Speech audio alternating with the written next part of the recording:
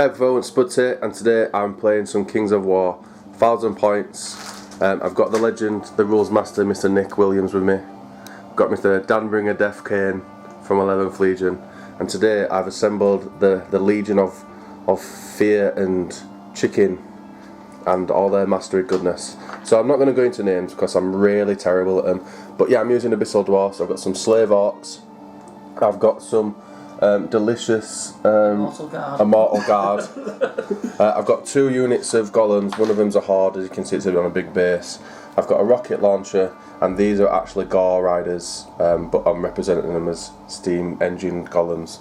I've got a close combat general and also a magic oven caster. It's totally not called that. He's an oven master. And he's got Surge and the Talisman of yeah, and Talisman of Inspiring. So I'm going to go around and have a look at Dan's wonderful army. So now we're over to Dan's 1000 points of Kings of Men, and he's going to go through what he's got in his wonderful force. Right, over here we've got some Bjork's Bearmen, and they're going to be playing the part of Foot Guard. Then we've got some Spartans, and they're a Spear Phalanx. And then we've got a Shield Wall. And Vikings. Some Heavy Pike. Half of Hot Pot Artillery Piece. A Militia Troop. One dude on his own? Yep, it's just that. It's just that good, but or bad, pretty much where you look at it. A troop of crossbows. A troop of knights. And then we've got General with a nice fashionable hat. Mage with a stick. And a guy with a bigger stick who's a standard bearer. I think you've won on the facial hair contest. Yes. I've got a moustache. Yeah. I get a reroll. So we've got, we're just going to play on a normal, we're just going to set up some random terrain, and we're just going to kill each other because it's this first ever game, so it's going to be emotional, so let's do this. So here we are guys, both his armies are set up tactically in the game, and Dan's set up all his there, I've put all mine here, that's what's going on. We're just going to kill each other, we roll to see who goes first, and I've got first, so as a tactical genius I'm going to move everything forward, so it's the official turn 1 guys, ready for this. Ah, you hear that? He's moving his artillery as well. Over the my artillery then. So it's official, turn 1 is over, and as you can see I just move my force forward for a tactical advantage. I've kind of twisted these around a little bit because I want to go over that way. These took a few wounds off the halfling hot pot over there, we'll just have a super zoom. No, but try again. Not the halfling hot pot, it's representing something else. And that's it, Dan moved forward, and my rocket launcher fired at his pikemen, and I killed one of them. So that was an inspirational first turn. I'm going to go on to turn 2. So it's end of turn 2. Dan's done some tactical moving, as you can see over here. He's trying to goad my gore beasts. They got absolutely annihilated by the crossbowmen, and then they were only like nerve 9/11, so they just got absolutely annihilated.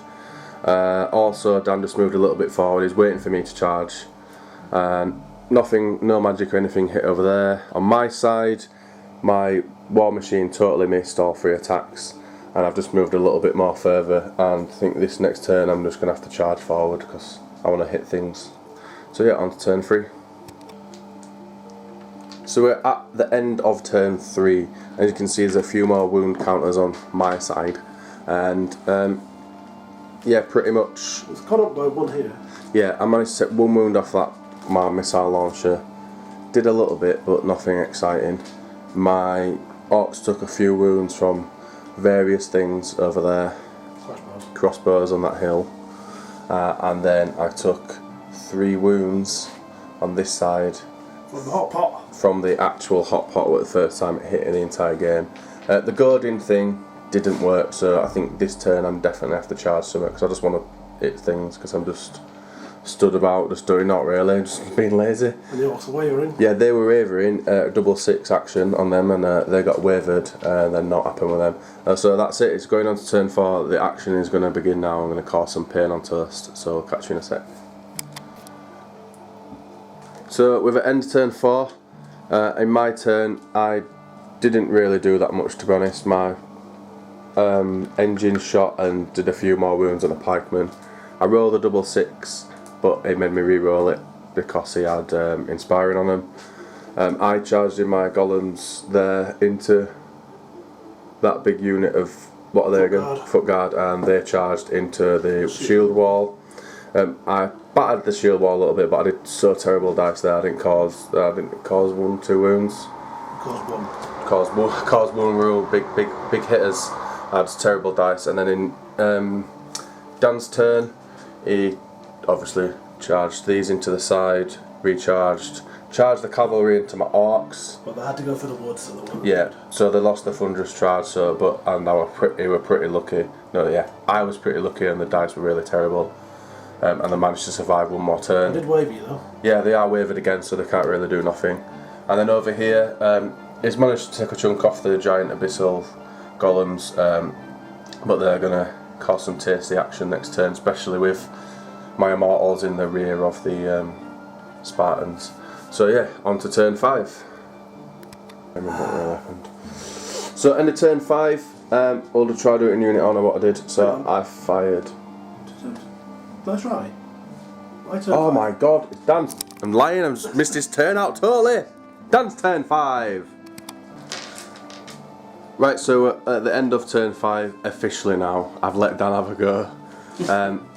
The cavalry did finish off the orcs. It was kind of obvious that was going to happen, so they got absolutely splattered. But also they're overrun by 1 inch. Yeah, they overran because they wanted to get within 12 inches of this because I know the rules. And if they're within 12 inches, if they're within 12 inches of an artillery piece or war machine, they can't actually shoot it because they shoot 48 inches, don't they? He's just butchering the rules there, isn't he? Yeah, we'll let him believe that. Yeah. So that's what my version of the rules is. So we'll let Dan explain what happened over here. Nothing. A whole lot of nothing. The pikes charging back in again. The shield, foot guard charging again. Moving the camera at the I did a lot of rolling of dice, but at the end of the day, I didn't pause a single wound between the 2 units. From flank of a pikeman and a foot guard in the front. And as it was, he only had to cause 1 wound to do like a route check, a wavering check, sorry. And he only needed 6 and then it popped. It's not a wavering check. It's a wavering check, isn't it? No. I don't know what it's called. Check. There we A go. nerve check, that's what I said. You've got nerve to say it's a wavering check. Yeah, so the halfling pot shot at some other things and not happened. Yeah, it Crossbows didn't do. Crossbows caused a wound on the big unit and didn't cause enough to do a nerve test. That'll be a crossbows next time. Yeah. So we're on to the final turn. The final turn of Doom. So let's see what happens. The militia. Oh, sorry. The militia moved there. So yeah, on to my turn. Last final turn of Doom. So officially the game is over. So on the last turn of my turn, I did fire my artillery missile launcher at them and did absolutely nothing. You hit? No, yeah, I hit, but I just didn't wound. I just rolled like 111 or something terrible. They charged into the flank of the them men over there and managed to kill them, the foot guard, and absolutely flattened them. And then they charged into the pikemen and did a few wounds, but not spectacular. And then in Dan's turn, do you want to go through your turn? Yep, the knights charged artillery and quite easily rode over it. Yeah. The crossbowmen did a few more wounds on the golems, but didn't do enough to damage it.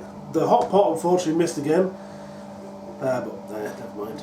The heavy pikes and the general charged into these golems, caused a few wounds, but we, after a reroll, we were 1 short of popping a unit. So yeah, we'll do the handshake again on camera. We actually worked it out and we rolled a few points that we'd killed, so it's definitely a draw. I really enjoyed myself, so we're going to do like a quick overview thing.